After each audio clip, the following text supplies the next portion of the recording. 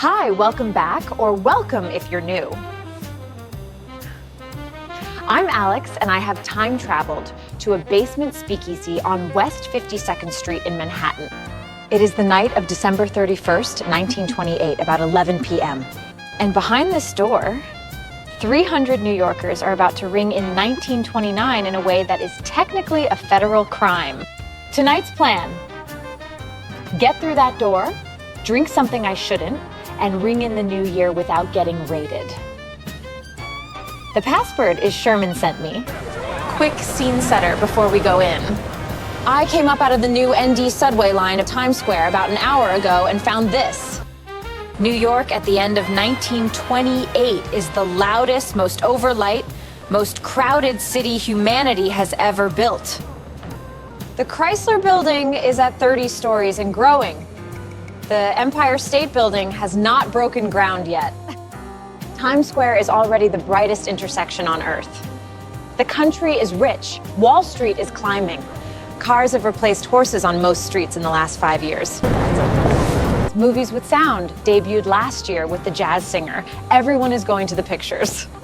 Tucked into alleys and basements all over the city, there are something between 20 and 100,000 speakeasies. Nobody knows the real number. The New York Police Commissioner estimates 32,000 speakeasies, more than twice as many as there were salons before Prohibition. Making alcohol illegal didn't reduce drinking. It blew it open. This place is called the Onyx Club. It's a real speakeasy on West 52nd between 6th and 7th. Right now, it is a hidden room with no sign. The cocktail menu doesn't exist on paper because that would be evidence. The owner is Joe Helbach. He ran a brewery before Prohibition, lost it overnight, rebuilt his fortune underground. He spent a lot of money on this room.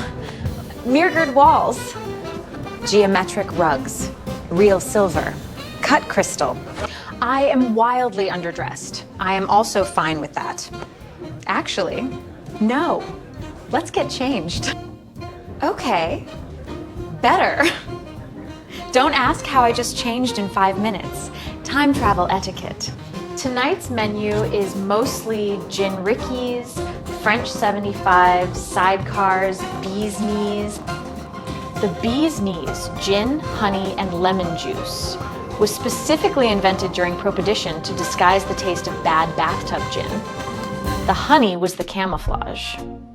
I have ordered a French 75. Gin, lemon juice, simple syrup, champagne. The champagne is real. The recipe: industrial alcohol, water, glycerine for body, and juniper berry oil for flavor. About 10,000 Americans will die of bootleg liquor poisoning during Prohibition. The federal government will be directly responsible for several thousand of those deaths. Hey, what's actually in this? Bathtub. Yonkers. Switch me to champagne, please. Let me tell you who is in this room tonight. The democratizing fact of a speakeasy is that everyone in it is committing the same federal crime, so the social class barriers New York usually obeys quietly slip. Their portfolios are up 40% this year. 2 of them will be ruined by next October.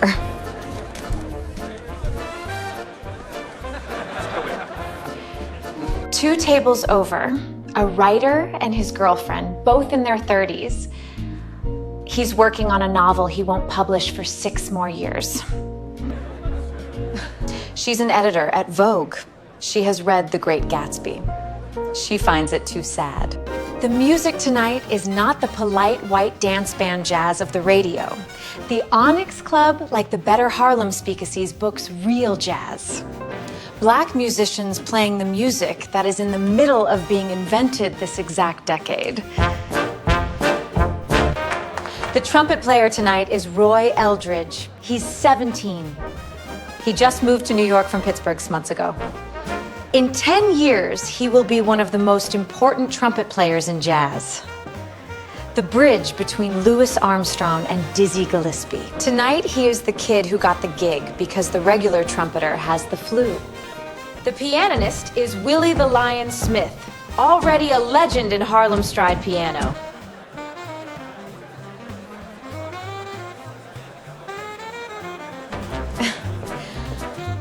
I have been doing this for 40 seconds, and I am extremely bad at this. The flapper who pulled me onto the floor is Dorothy. Brooklyn, insurance company typing pool. She's been practicing for 2 months. She's incredible. You're a step behind, doll. I'm doing my best, Dorothy. Try harder.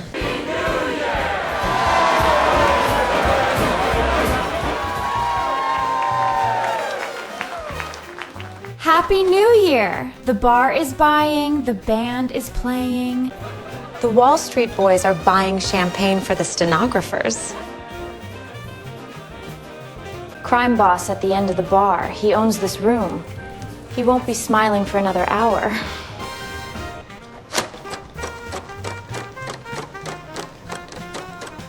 It is the 1st of January, 1929. Wall Street is at 450 on the Dow Jones, a record high.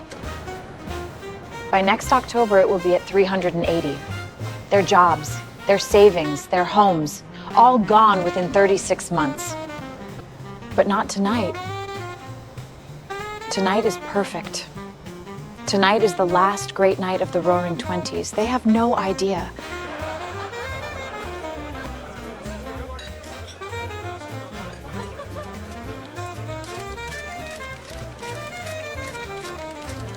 Subscribe. One of these every week, every era I can get to. Next time we're going to backstage at the Globe Theatre in 1601. Hamlet is being performed for the first time ever, and Shakespeare himself is in the building.